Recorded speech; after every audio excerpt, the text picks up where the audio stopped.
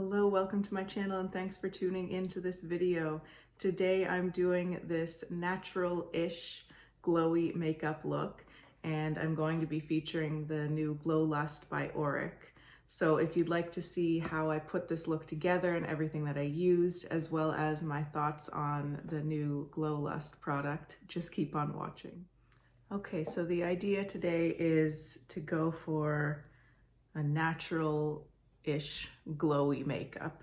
So I want to try out the new Auric Glow Lust Radiant Luminizer. This just arrived in the mail yesterday and I did try it yesterday and I really liked it. So I wanted to include it in a video. So this is the shade Morganite. It's the lightest shade. It's described as a cool beige for like fair skin tones. I don't find it all that cool. I find it a little bit peachy. It has more yellow than I would consider to be a cool tone, but it blends into the skin really nicely and I don't have any issues with the shade. I'm just putting some all over most of my face really, but just avoiding the nose and probably avoiding the chin too. I tried it on my chin yesterday and it's just not a look that I like. I don't like to have a really glowy chin area. Focusing it on the cheeks and the forehead mainly. And I'm fine with it in between the eyes.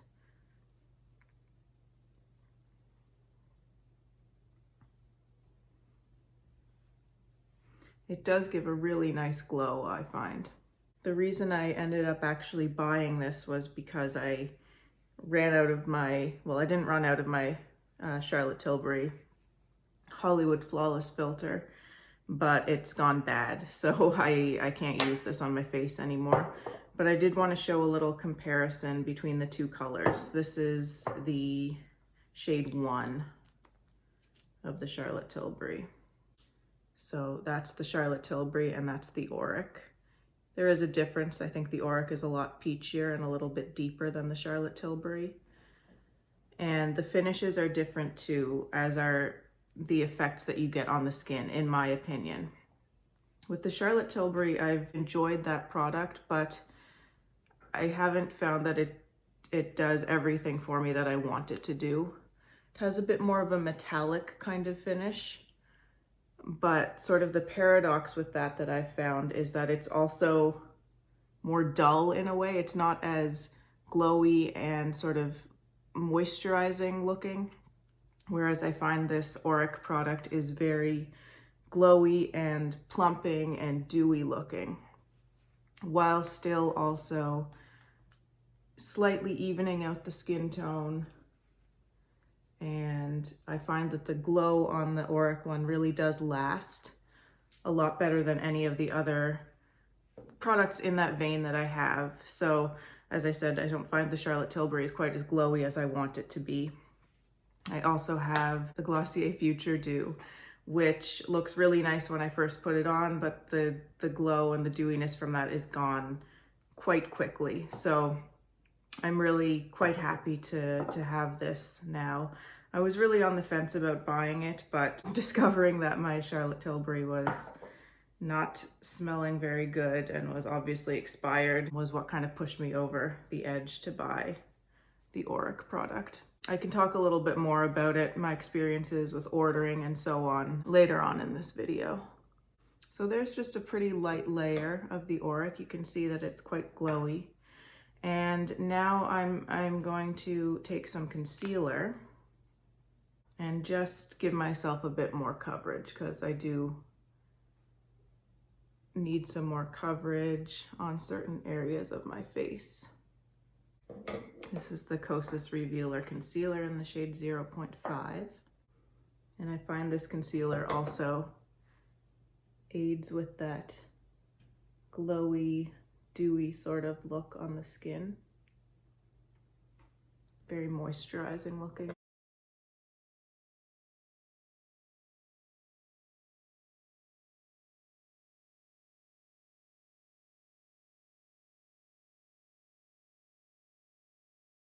I think that on some of my better skin days, I might be able to get away with the Glow Lust and just a little bit of powder without adding the concealer, but my skin is quite red and a little bit irritated today. I had a migraine this morning, and I think sometimes that can really bring out inflammation.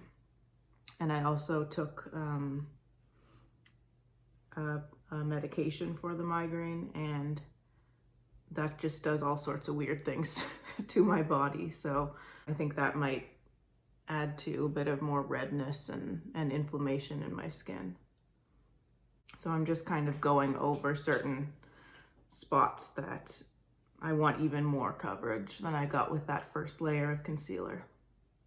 Okay, so I think you can still see that beautiful glow even underneath some concealer. And I actually like a little bit of the Auric underneath my eyes too. I enjoy that dewy under eye look from time to time. I think it can look really youthful and awakening. So I'm just adding a little bit of that Auric right on top of where I had already put some concealer under the eye. And I'll kind of reinforce it with what's left on the brush, just on the cheeks. I did try the Auric on my eyelids yesterday, and that didn't go well. It creased, so it's not, I don't think it's a good eyelid product, at least for me. There's a tiny little bit that's just left worked into the brush. I'll put it on my nose, just because. Why not? Throw a little bit on the chin too. Shouldn't be too much. I think I will be adding some strategically placed powder, but I'm just gonna let the face settle in a little bit more, and I'm gonna move on to the eyes right now.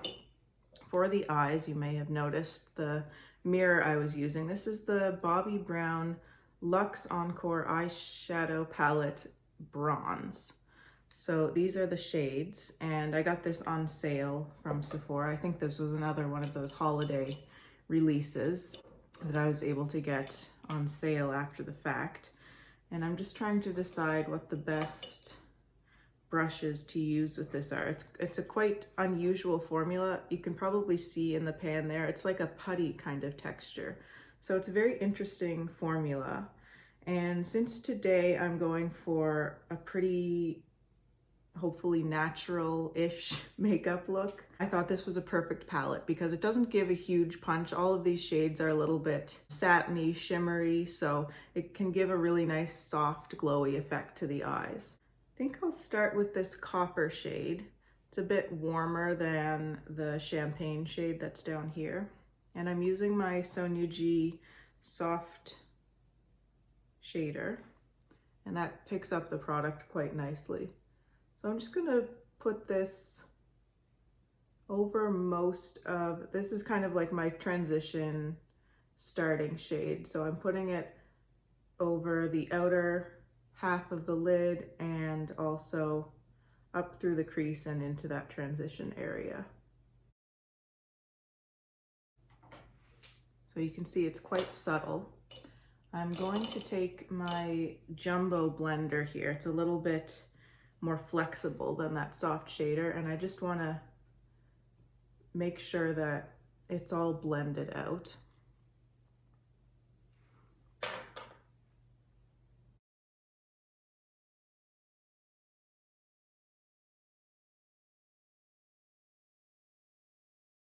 Okay, so that's copper.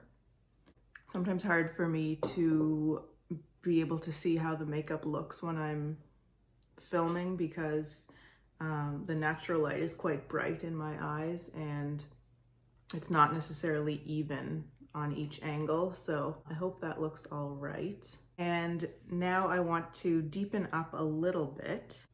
So I'm going to take the soft shader again, and I'm going into this chestnut shade, which again is a little bit warmer than its counterpart on the lower half of the quad.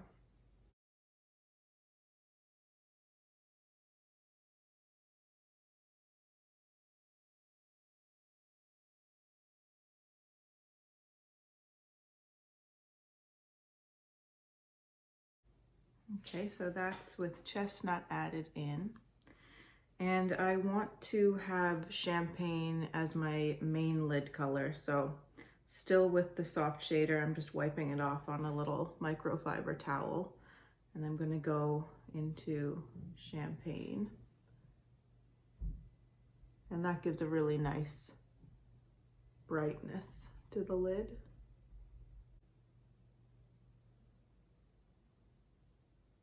I want a little bit more depth on the outer corners, and I want to use this shade, so I'm going to take this chocolate shade more on the sort of tip of this brush and just shade the outer corner and a little bit into the crease. Okay, and now for the lower lash line, my little flat definer. This is one of my favorite eye brushes. I find it very versatile. I'm taking this chestnut shade again, and pulling that along the lower lash line. I do find this shadow formula unique. I don't have any other eyeshadows like this. They perform more like a cream, but they're not a fully cream texture. As I said, they really are more of a putty texture. Taking a bit more of that chocolate shade on this brush, which is giving me a little bit more impact just because it's a denser brush and more targeted. And I think I'll use that as a lash line liner as well.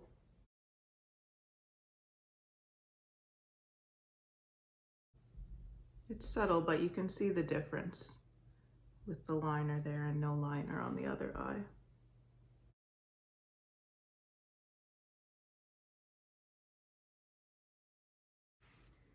I want a little bit more interest on the lower lash line, so I'm taking copper on the same brush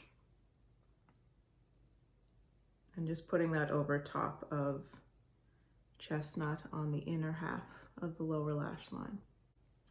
Okay, I do want to still do my tight lining, so I'm taking this Rimmel pencil. It's the ScandalEyes, it's their waterproof eyeliner, and this is in the shade 009 Gilded Gold. I thought this would just go really nicely with this eyeshadow, and I'm gonna do my tight lining. For mascara, since I'm going for a bit of a softer effect with this look, I'm going to use this Chanel mascara. This is the one that came out with the spring collection. It's the shade 120, and I don't see the shade name written on it, but I think it's called Metal Terracotta. It's a terracotta bronzy type of color, and it's metallic too, so this is also going to have a little bit of a glow to it.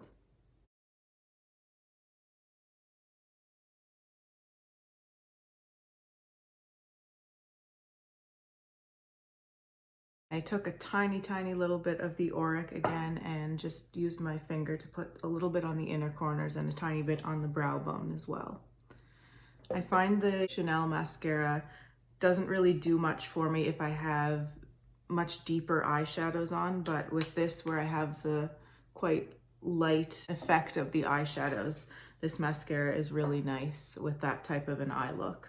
And here are the eyes all finished.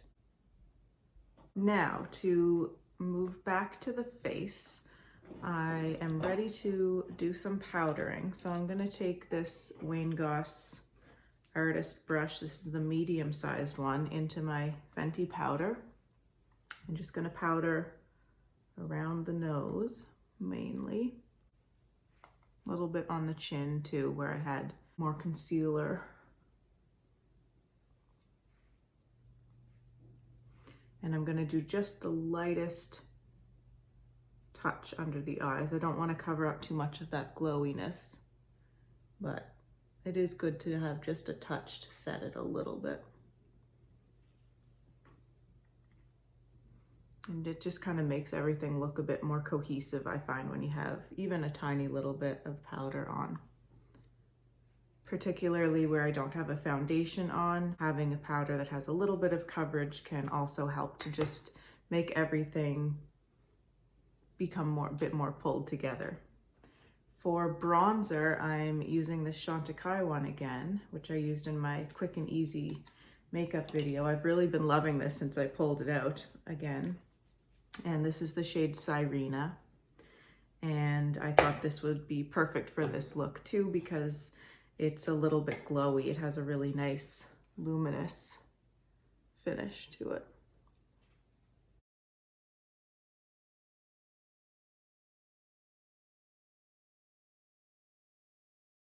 The reason I wanted to do a glowy makeup look today and keep it fairly simple and light, well, I wanted to use the Auric, but I could do anything with that really. But I've been investigating Westman Atelier products quite a lot over the last week or so, and I finally decided that it was time to try out a bunch of their products. This is kind of how it goes. I become obsessed with a certain idea or a certain product or a line of products. They've been on my radar for, you know, years probably at this point, but I don't know. You just sometimes, you know when the time is right to try something. So I ordered a whole bunch of Westman Atelier products last night. So those should be coming next week sometime, and I'm super excited to use them. But the whole idea with that line is nice, natural, glowy makeup, and I'm in that sort of a mood right now. So that's why I wanted to go for that type of a look with the products that I already had today. So there's the bronzer on. Now for the lips, I'm going to take my Victoria Beckham 03 liner. I love this liner. I was all about the 02 for a while, and then I started using the 03 more, and it's a really beautiful color. It's sort of a rosy, almost berry type tone, but still very natural looking. I'm just keeping that more toward the outside, but I did put a tiny little bit on the inner part of the lips. And I'm taking this YSL, oh, these don't have shade names either. I'm gonna have to find out what the shade is, because I don't think it even says the number on the bottom, or if it does, it's rubbed off. But this is one of their shine lipstick things. I'm gonna put that on the lips. Super easy to wear, not very long wearing, but they feel really nice on the lips. They smell like mango, so if you like that, you might like this. I don't particularly like the smell. I find it a little bit synthetic. I love mangoes, but it doesn't quite smell like real mangoes. But I know that a lot of people really like that scent. And I think last but not least, I need to do a little bit of blush. I'm gonna start with my Natasha Denona Love Glow cheek palette. This is the one that came out last year. And I'm going to use this Glow Cream base. It's quite light, but on me, it shows up as a nice blush. It doesn't last very long, so if you wanted it to last, you really have to put a powder on top of it, or just keep reapplying it. But I think it's a nice natural flush, and it's really got a dewy texture to it, which is nice. And why not? I'll put a little bit more of the Auric on, and while I'm doing that, I'm gonna talk about my experience with purchasing it. So as I said, I was on the fence about purchasing it, and you know, I watch some of Samantha Ravndal's videos. I do subscribe to her. She's probably one of the bigger YouTubers that I'm still subscribed to. But I'm not like a huge fan, but I've watched a lot of her videos, and I think she is an especially good resource for cream and liquid products. That's really what she loves. So to me, it made sense that she came out with this product. It seems that she's under a larger umbrella company with this Auric brand. So when you go to the Auric website, it's actually Magic Dusk is like the conglomerate, and then there are a few other lines that are under that umbrella. So I don't know why, but that just kind of made me feel a little bit weird. I can't really explain it, but I left a little bit of a strange taste in my mouth.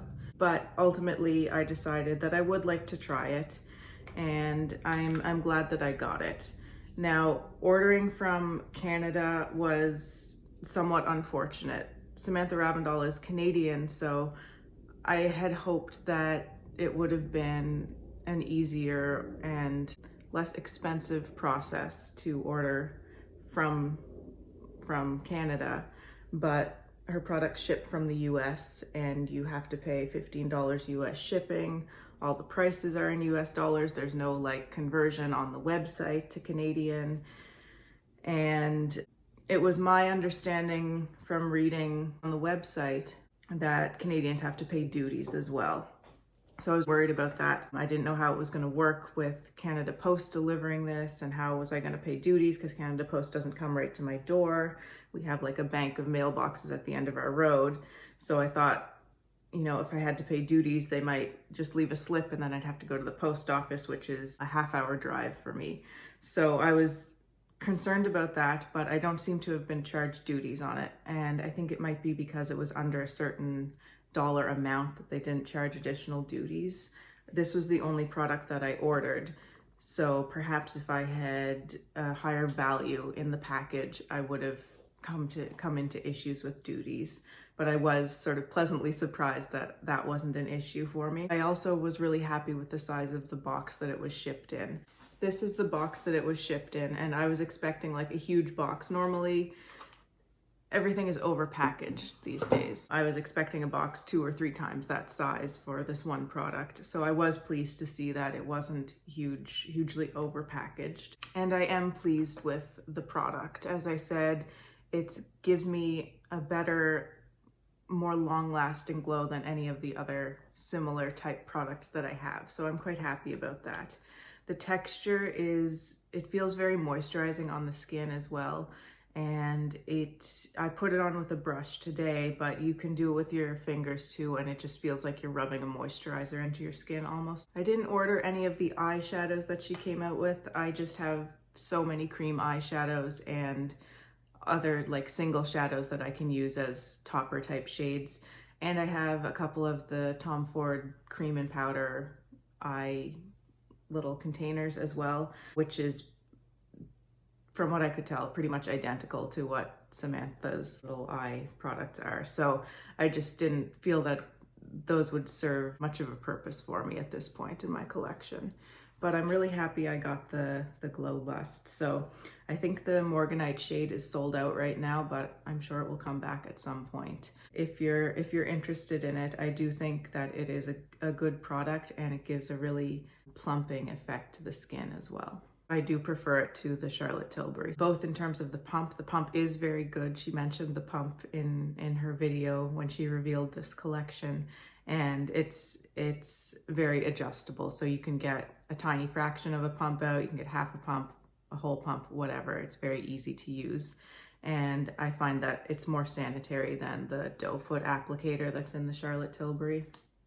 So I appreciated that aspect as well. So I think that's about it for today's video. Thank you so much for watching. If you have any questions or comments, I'd love to see those below. If you'd like to see more from me, it would be great if you would subscribe to my channel if you haven't already. Thanks so much again for watching. Take care, and I'll see you in the next video. Bye.